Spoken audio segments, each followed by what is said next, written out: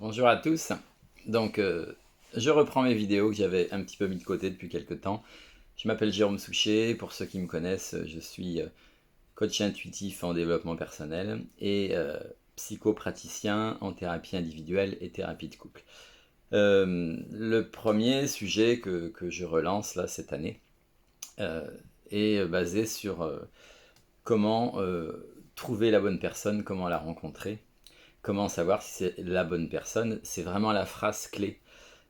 Énormément de gens, que ce soit côté homme ou femme, aspirent, espèrent rencontrer enfin la personne qui va leur correspondre, qui va vibrer de la même manière, qui sera sur la même longueur d'onde, qui aura des goûts en commun, qui aura des valeurs communes, où la communication va être simple et limpide, où le plaisir de la chair va être agréable.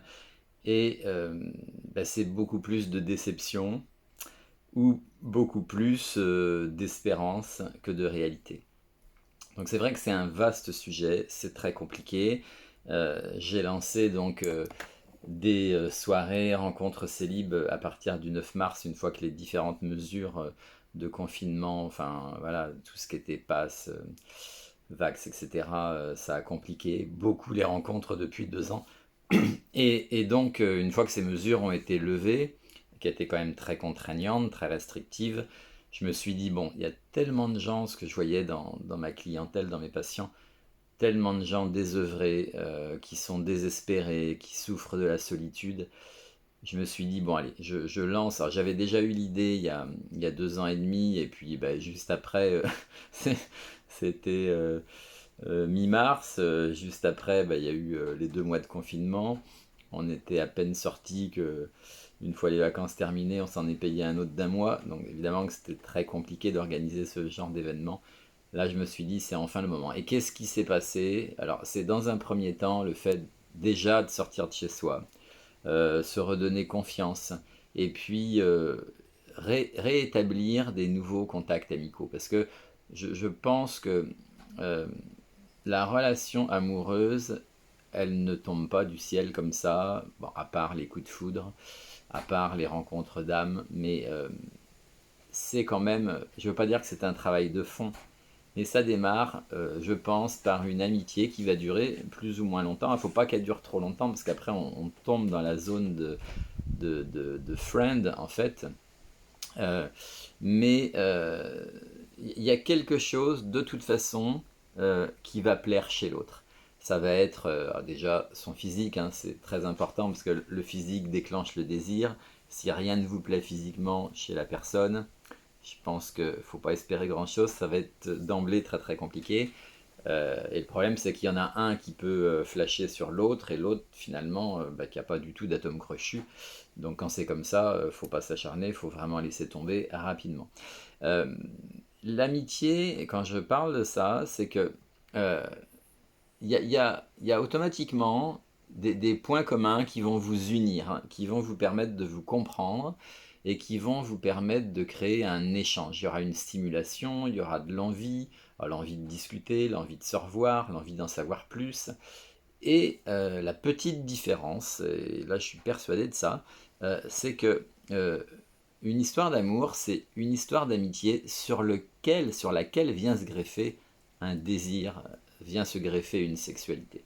Alors, il existe certaines relations de non-sexués, je crois qu'il y a même des sites là-dessus, parce qu'évidemment, c'est hyper frustrant, voire impossible, quand il y en a un qui est branché sexe, enfin un minimum, et que l'autre, ça ne l'intéresse pas du tout. Évidemment que c'est même pas la peine d'y croire, c'est totalement infaisable. Il faut avoir au moins des points communs qui sont des points communs basiques, même si le mot est un peu classique, mais euh, se comprendre sur des besoins et des envies communes qui vont donner satisfaction, qui vont apporter, qui vont combler et qui vont permettre de remplir la personne d'une partie manquante ou d'un besoin intrinsèque. Mais voilà, ça ne se fera que dans la mesure où aussi les deux ont la même envie, ont sensiblement les mêmes projets, à savoir que les projets se mettent en place au fur et à mesure du temps et en fonction de ce qu'on va découvrir chez l'autre, hein, pour voir si c'est compatible ou pas. Mais on a souvent tendance, par manque de confiance, à se mettre soit des barrières, ou soit à ne pas croire, ou soit à s'empêcher de... euh, alors qu'il faudrait au contraire lâcher prise totalement, lâcher tout contrôle, et vivre ce qu'on appelle l'instant présent. Vivre ces petits moments de bonheur qui nourrissent et qui font du bien et qui permettent de créer de la joie des deux côtés. Et cette joie, finalement, elle s'unifie.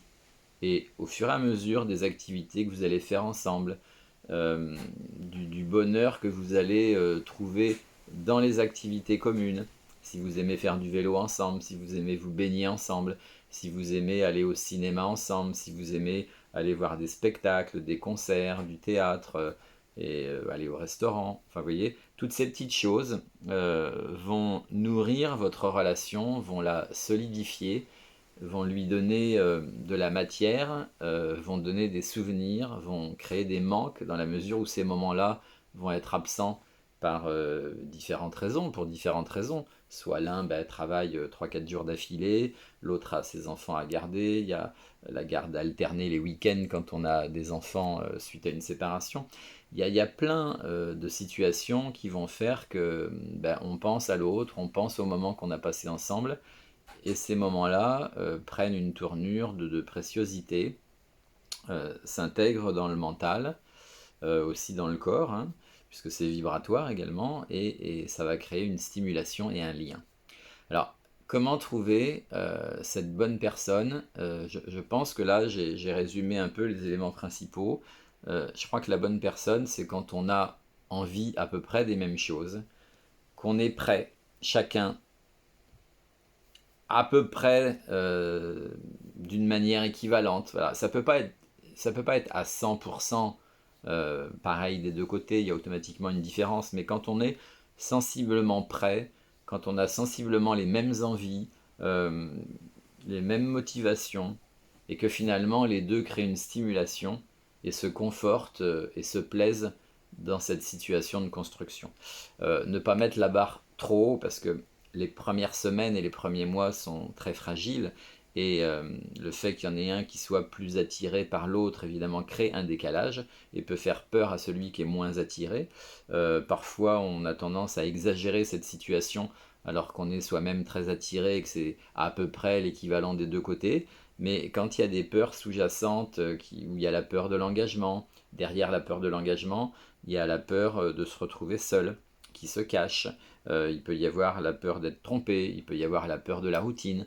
Il y a plein de petites micro-peurs comme ça qui se logent et qui restent bien en place et qui créent des espèces de traumatismes non réglés. À partir du moment où vous êtes bien avec quelqu'un, que sur le plan des phéromones, rien vous dérange, le corps de la personne vous plaît, sa manière de faire l'amour vous plaît, de vous toucher, de vous regarder, sa voix vous plaît, ses idées, sa conception du monde, la manière dont il est organisé dans sa vie, ce à quoi il pense. Voilà, en fait, tout ça représente le terreau de, de l'attirance. Et le reste, en fait, il faut laisser faire. Il faut surtout pas se poser 36 000 questions. Il faut surtout pas se dire ah bah oui, mais alors si je fais ci, qu'est-ce que l'autre va penser? Il faut vraiment être spontané. Et quand on est spontané, on est naturel. Quand on est naturel, logiquement, c'est censé plaire à l'autre. Et puis les choses se mettent en place progressivement, comme elles doivent être. Parfois, parce que ça m'est arrivé aussi quelquefois, le fait d'annoncer trop tôt quelque chose qu'on ressent, ou de ne pas être assez délicat dans une réaction, ou d'être un peu précipité dans une réaction. Alors évidemment, il n'y a rien d'anodin. L'attitude de l'autre va créer une réaction de l'autre côté. Si la personne est complètement à l'aise avec elle-même, il n'y aura pas d'attitude embarrassante, et par conséquent, il n'y aura pas la réaction de l'autre qui va déranger et qui va créer un embarras. Vous voyez, il faut aussi comprendre tout ça, c'est quand les deux personnes sont prêtes, quand les deux personnes ont réglé un certain nombre de problèmes qui existaient dans leur précédente relation, ou dans leur vie tout simplement. eh bien, on peut dire qu'elles sont faites pour se rencontrer, dans la mesure où il y a les ingrédients que j'ai résumés tout à l'heure. Physiquement, il faut que la personne plaise, intellectuellement, sur le plan de l'émotion, sur le plan de la sensualité, sur le plan psychologique, sur le plan physiologique, etc. Et il n'y a aucune raison que ça ne se fasse pas. Alors après, je comprends parfaitement qu'il y a des tas de complications qui peuvent se mettre en travers, la distance, la différence d'âge, et encore que. Ensuite, bah, les enfants de chaque côté avec les gardes alternés, l'intégration dans la famille de l'autre côté, euh, voilà, le métier, l'argent, il y a plein de choses en fait qui peuvent venir faire obstacle. Mais il faut savoir si on veut vraiment créer quelque chose ou pas. Donc, mon conseil, c'est poser les valises, voilà, vivez ce que vous avez à vivre, évitez les réactions, on va dire, à l'emporte-pièce. Prenez du recul, réfléchissez avant de réagir sur quelque chose qui vous déplaît, qui vous a déplu. Et puis surtout, donnez-vous toutes les chances que ça fonctionne. Et si jamais il y a une anomalie, si jamais il y a un besoin d'expliquer ce qui s'est passé, pourquoi vous avez réagi de cette manière, pourquoi l'autre s'est comporté comme ça, euh, bah, parlez-en, parce que la communication, c'est vraiment la base. La confiance, c'est la seconde base.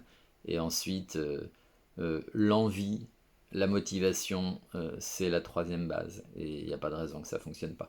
Je vous remercie. Ce serait gentil de mettre un petit like parce que, évidemment, ça ouvre à d'autres la possibilité de regarder. Et puis, surtout, ça fait toujours plaisir. Et n'hésitez pas surtout à commenter et à partager parce que le sujet intéresse vraiment beaucoup, beaucoup de monde.